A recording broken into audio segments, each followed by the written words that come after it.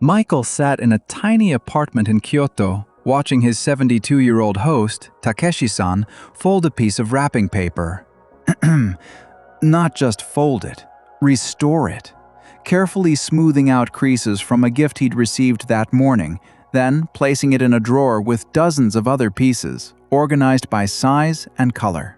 Michael had flown 7,230 miles from San Francisco to Japan, thinking he'd learn about Zen gardens and tea ceremonies. He didn't expect his biggest lesson to come from a drawer full of saved wrapping paper.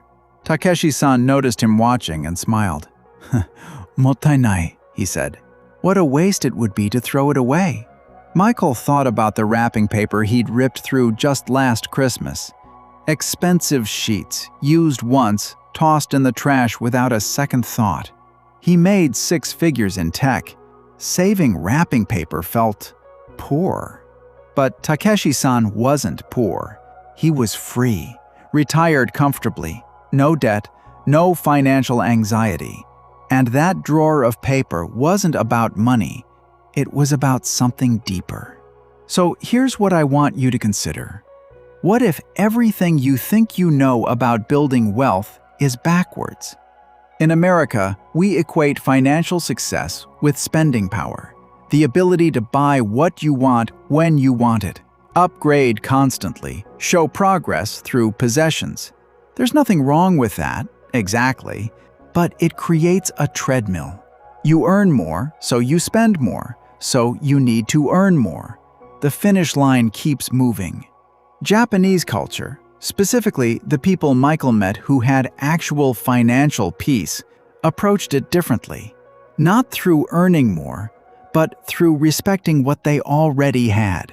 3 principles kept showing up everywhere he went.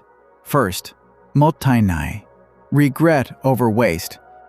It's not about being cheap, it's about honoring resources. Takeshi-san saved wrapping paper because throwing away something still useful felt disrespectful. That mindset extended to everything: food, clothes, money.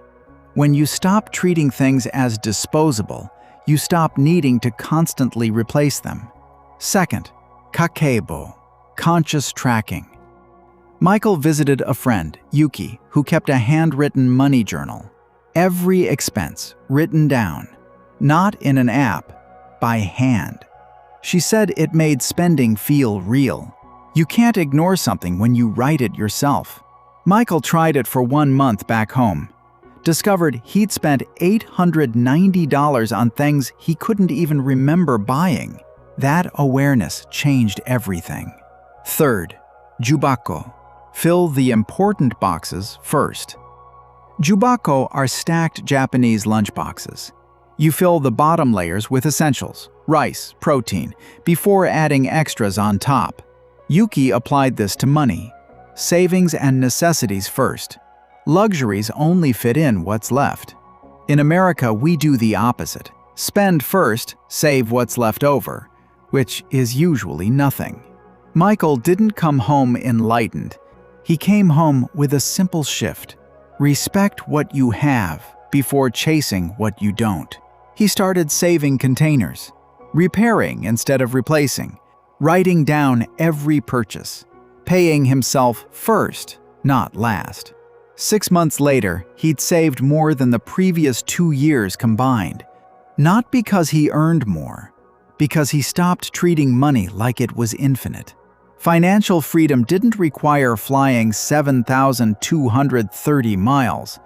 But sometimes you need to see a 72-year-old man carefully fold wrapping paper to understand. Wealth isn't what you can afford to waste. It's what you're wise enough to keep.